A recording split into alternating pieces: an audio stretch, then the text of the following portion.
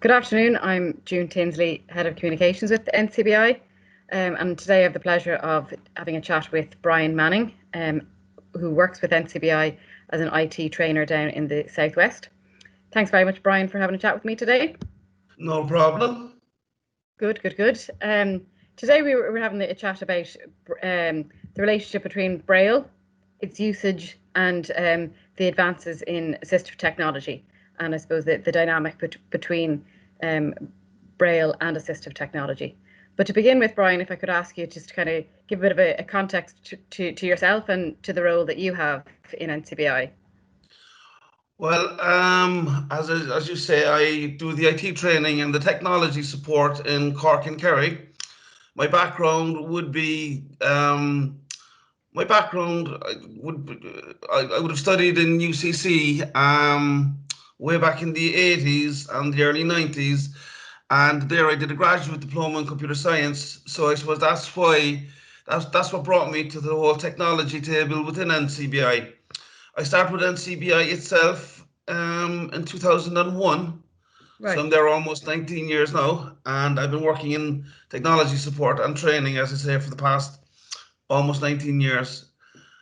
Um, and I suppose the reason why you asked me to do this, the podcast, is because recently I submitted an article to the NCBI Technology News just relating to the whole role and the position of Braille within the whole technology debate, not just in Ireland, but I suppose internationally today. And the argument that I made in that particular article was that, like, in no way does technology replace Braille. And, like, I suppose, if anything, Braille complements technology. And again, I mean, like, I suppose the point I was making in the article that is that Braille still very much has its place in the whole training and education, particularly of blind children, people who were born with sight loss. Because obviously these children, like all children, they need to learn numeracy, they'll need to learn literacy, they need to spell and to count. And so therefore, I mean, Braille is the obvious medium for that training. So Yes. obviously, if a child needs to learn literacy, they need to learn to read. If they can't see regular conventional text, then the text provided by Braille is an obvious substitute.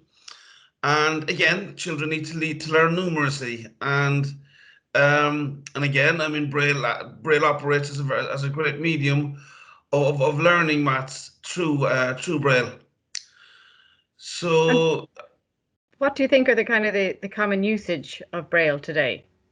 well, I In mean, there are a number of cohorts of people that are using Braille and that would find Braille indispensable. I mean, again, I'll allude to the children learning, just going through education, that the Braille has an obvious role there. As a tool of communication, I think Braille is hugely significant for deaf-blind people, people with dual sensory loss. And so therefore a lot of these conditions, I mean, a person may be born with sight loss but acquires the hearing loss. So that gives educators an excellent opportunity to teach Braille to deafblind people at a very young age. And then, I mean, because of the whole digitization of Braille, now you have Braille note takers and we have Braille displays that deafblind people can use as a tool of communication. So, for example, the scenario or the picture that I tried to paint in the article would be where a deafblind person in, just say, a social setting like a restaurant or a pub could with just say a 14 cell Braille display connected to an iPhone, just go into an app such as Pages or go into the Notes app and just tap the dictate button, ask a question to the person, to the person sitting next to them. Again, the scenario I gave was, what's the score in the match? Once the dictation button is activated, which you can do with a simple Braille command, a simple Braille command, it activates the dictation. So, for example, if I'm a deaf-blind person and I ask you the score in the match, if you speak, then the answer will come up in the Braille display. So therefore, again, and I mean, like that has so many opportunities for deafblind people to open communications that up to now would have been very, very limited to them, you know. So therefore, I mean, all of the sighted person, or all of the person that a deafblind person is communicating is doing is just talking anyway. The way you talk to, you know, the way you talk to a blind person, we'll say, you're just speaking. And the digitized braille is coming up on the braille display, so you can actually, I don't see why you can't have a fully functional conversation with a deafblind person now using those facilities. And again, I mean, like even from an entertainment perspective, I mean, what we've done in NCBI, we've set up a Braille group recently. And what we've been researching, and we've had quite positively, we've come up with some good results, where a deafblind person now can actually read subtitles through a Braille display on, we say, an app like Netflix. So therefore, I mean, if the deafblind person starts the program and the subtitles are activated on it, then those subtitles will come up for a deafblind person. So, you know, like I was watching the Vicar of Dibley recently, just using the reading the Braille, and it worked out quite well. Now, what I would say to you in a scenario like that, you would really need to be a fairly competent, a fairly fast Braille reader, because obviously the dialogue, like the Braille is keeping up with the speed of the dialogue. So therefore you would have to be a fast Braille reader. But again, a lot of these people are very proficient Braille readers anyway. Yeah, that's true, especially if they've learned from birth. From birth, yeah, yeah.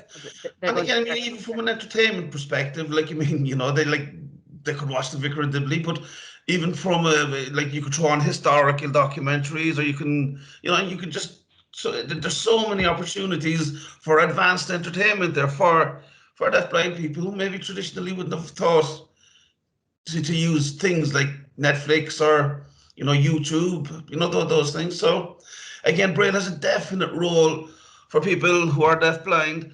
Again, I mean, another cohort of people that could use Braille would be, for example, professional blind people who may need to give presentations or do lectures, or, you know, even minute meetings and things like that. And again, I mean, because okay, you can use some of the screen readers, but I mean the screen reading that will get in the way of your presentation. Whereas if you're using Braille to support your notes, for example, like I mean, it's there, it's in the background. No one even needs to know that you're using the Braille. So therefore, and again, Braille is very miniaturized now because of, you know, because of the screen or because of the Braille note takers. So whereas before Braille was very cumbersome, and your average kind of document of notes would be quite a tome. It would be that book, that big a book. Yeah. Whereas now, because it's in the note taker, because it's on the Braille display, it's miniaturized, and it's there in front of you, so you can use it. And a point I made in that article actually was that, I mean, Linda Dorian, who would be the disability support officer in UCC, up to very recently was encouraging the blind graduates there to actually learn Braille just for that particular purpose. So that would be another group of people that are very successfully using Braille. And can I ask, Brian, I mean, it's great to hear that entertainment companies are adopting Braille as a way to make their content more accessible. And the more people that know about that's a brilliant thing. But I suppose I'm just curious, given you've been a long time with the organisation, have you noticed, has there been more or has there been fewer people approaching you who would be regular Braille users? Well, I mean, I suppose the traditional thing that I would have seen now throughout the years would have been, you know, we just say a person that may have lost their sight in their 30s or 40s because of an accident or something like that. And the first thing they would do is when they meet me is they'd say, okay, I suppose I need to learn Braille. And what I would say to that group of people is, no, you don't need to learn Braille. You need to learn technology. You need to learn screen reading technology. You need to learn, you know, OCR technology, you know, text reading technology. So I mean, and to an extent, the technology has, insofar it will never replace Braille, but insofar it has superseded Braille to that extent that not every blind person now needs to learn Braille.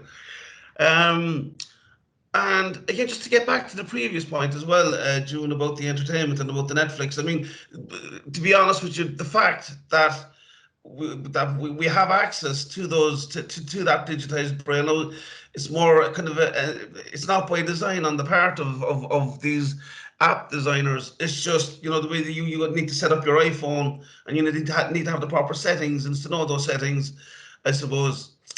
But And again, I suppose what I refer to there with the person, middle-aged person who's lost their sight recently, who thinks they need to learn Braille. Again, they can learn Braille. Braille would be no disadvantage to them. It's just they don't need to learn Braille anymore. Yes, that's true. That's true. And as I said, if you've learned it from birth, it's just such an resource to you to use in Absolutely. And I mean, different. like I learnt my Braille. I learnt my Braille when I was 10 or something like that. But I didn't go to the special school in Dublin. I didn't go to St. Joseph's. I went there for 2 weeks or something like that. But so I went to mainstream school here in Cork. And so therefore I was never really that heavily dependent on Braille because my teachers didn't know Braille, for example, and just didn't go to the trouble of learning Braille. So therefore, I mean, like one of the first skills I learned as a child was to touch type as well as Braille, and then like obviously I could produce the homework and it was a conventional text. But what I do know is I do know other blind people who did go and who did receive their education totally through Braille. And they love the medium of Braille. So, for example, to me, it's perfectly natural to sit and listen to an audiobook. That's my preferred medium. That's what I prefer to do if I'm reading a book, is to listen to an audible book, and I can follow it. And that's how I do my reading.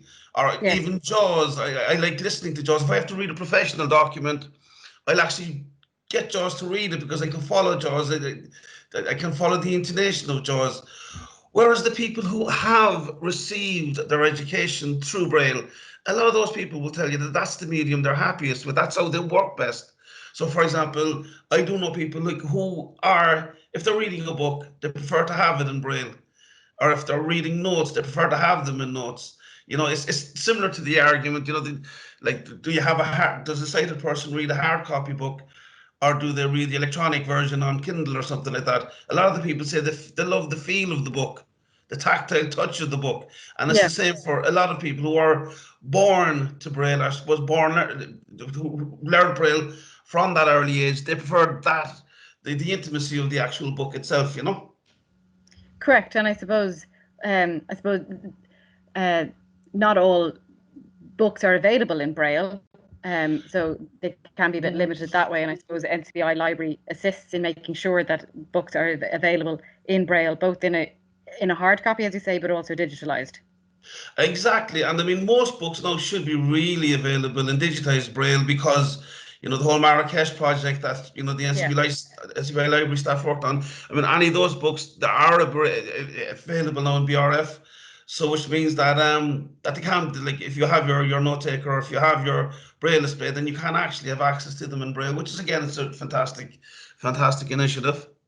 correct. Yeah, it just extends the breadth of content to individuals who Absolutely. use Braille When I rather than. was a young fella, I was very good. I was a brilliant scholar of William Butler Yeats when I was a young fella. And the reason why I was a brilliant scholar of William Butler Yeats is because it's the only book that could get me in Braille. Right. So things have totally changed.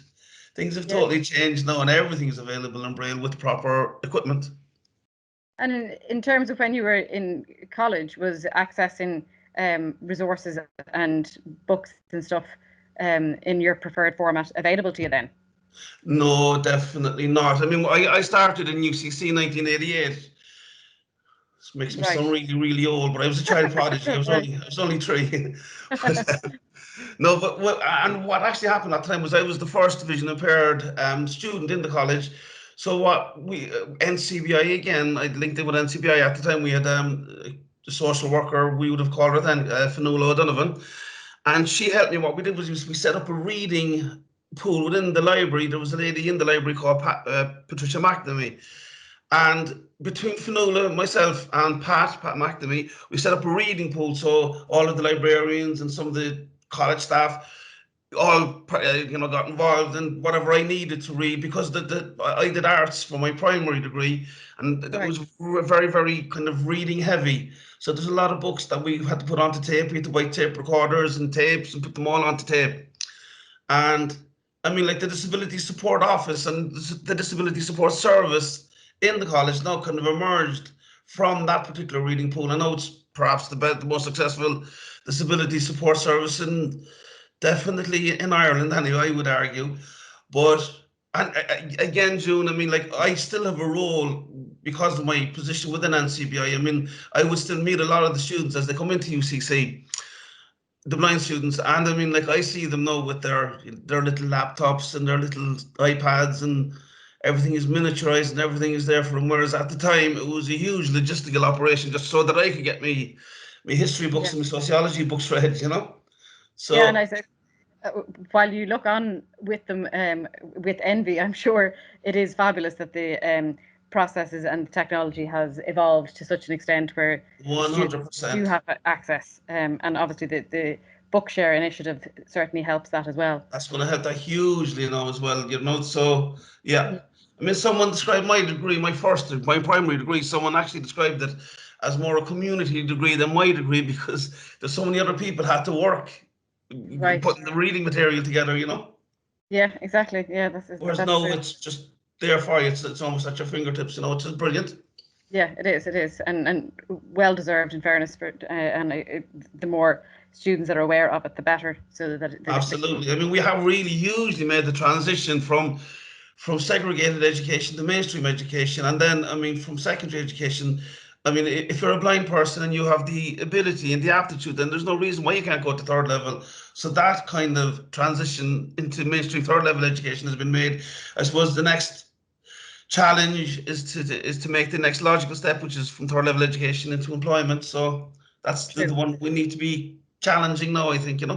Yeah, exactly. And I suppose it's just to make sure that all students who do achieve their degree or whatever have a clear progression path, and that the barriers to their career are eroded as much as possible.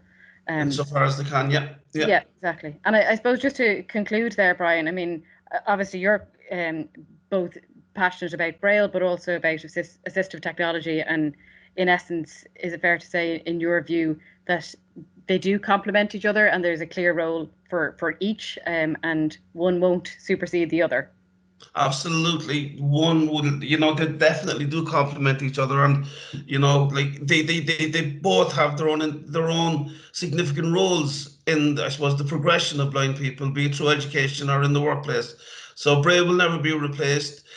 Some of the roles that Braille users would have used Braille for before have now kind of been taken over by assistive technology, by screen reading technology, and by OCR technology, and just the general technologies of reading anyway, be it the electronic formats and stuff like that. But Braille will always have its place for blind and vision impaired people, and obviously assistive technology going forward will be a huge influence in every blind person's life. And I suppose just to conclude there and kind of highlight to listeners that anyone listening to this and interested in learning more about how Braille has become digitalized, or getting any assistance in upskilling in that space or any assistive technology, can contact Brian and the team there in NCBI Labs through the info line, which is 1850 33 43 53. Or just email labs@ncbi.ie, and we have a great team of IT trainers all in the various regions in the country, and we can put you in contact with the person in your region and they can help you along your path. Yes, exactly. Well, listen, Brian, thanks very much for having a chat with us today. And we hope this podcast will help inform and reassure Braille users of the advantages of Braille. Thank you, Jim. Thank you.